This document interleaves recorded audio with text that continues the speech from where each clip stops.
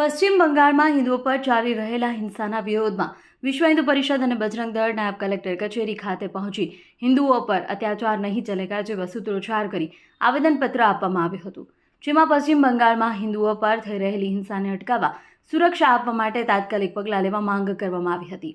કાર્યક્રમમાં મોટી સંખ્યામાં સનાતનીઓ પણ જોડાયા હતા અને શાંતિપૂર્ણ રીતે પોતાના વિરોધ પ્રગટાવ્યો હતો।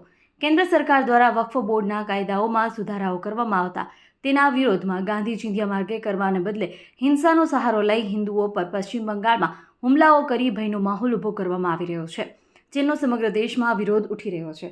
ત્યારે રાજ્યપાલનો અભિપ્રાય મેળવી પશ્ચિમ બંગાળની રાજ્ય સરકારનો કાયદો વ્યવસ્થાની જાળવણી કરવામાં નિષ્ફળ નીવડી છે, જેથી કડક પગલાં લેવામાં આવે એવી માંગણી સનાતનીઓ દ્વારા કરવામાં આવી રહી છે।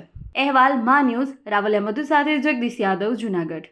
આજરોજ કેશોદ કલેક્ટરશ્રીને અમે આવેદનપત્ર આપેલું કે પશ્ચિમ બંગાળની અંદર હિન્દુઓ ઉપર જે અત્યાચારો, નરાધમ અત્યાચારો બહેનો દીકરીઓ ઉપર થઈ રહ્યા છે, હિન્દુઓની હત્યાઓ થઈ રહી છે, મંદિર તોડવામાં આવે છે, ઘડો બાળવામાં આવે છે। છેલ્લા 1 મહિનાથી જ્યારે વકફ બોર્ડ સંશોધન માટે મૂકવામાં આવ્યું છે અને રાષ્ટ્રપતિ પાસે છે, તો એનો વિરોધ કરવો હોય તો શાંતિમય વાતાવરણની અંદર અધિકાર પ્રમાણે વિરોધ કરવો જોઈએ, નહીં કે આવી રીતે અત્યાચારો હિન્દુ ઉપર કરીને આવા અત્યાચારો કરવાથી ત્યાંની મમતા સરકાર પણ એમાં જોડાયેલી હોય એવું આમ સામાન્ય નાગરિકને પણ દેખાય છે।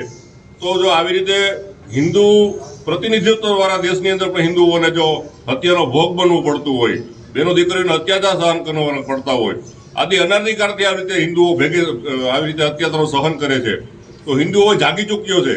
ધ્યાન રાખજો, આ ધમકી કે ચીમકી નથી, પણ હિન્દુ જ્યારે ઉઠિસ્થ થઈને ઊભો થશે ને ત્યારે ઊભી પૂછડીએ ભાગવાનો પણ સમય નહીં મળે। એટલે મારી 2 હાથ જોડીને કરબદ્ધ વિનંતી છે કે શાંત થઈને ભાઈચારાથી રહ્યો તો જ રહેવા મળશે, બાકી એનું પરિણામ કંઈક અલગ જ આવશે। અને માનનીય રાષ્ટ્રપતિશ્રીને અમારું ખાસ નમ્ર અપીલ છે કે તાત્કાલિક ધોરણે આ આવેદનના પત્રને આખા ભારતની અંદર આવી રીતે આજે એક જ દિવસે એક જ સમયે કાર્યક્રમ કરવામાં આવ્યો છે। તમામ કલેક્ટરશ્રીઓને અમે વિશ્વ હિન્દુ પરિષદ દ્વારા, બજરંગ દળ દ્વારા, હિન્દુ સ્વયંસેવી સંસ્થાઓ દ્વારા આવેદનપત્ર પાઠવીને આજથી અત્યારથી જ રાષ્ટ્રપતિ શાસન ત્યાં લાગે અને કાયદો અને વ્યવસ્થા સુનિશ્ચિત થાય એવું અમે આજે આવેદનપત્ર આપેલું। જય શ્રી રામ।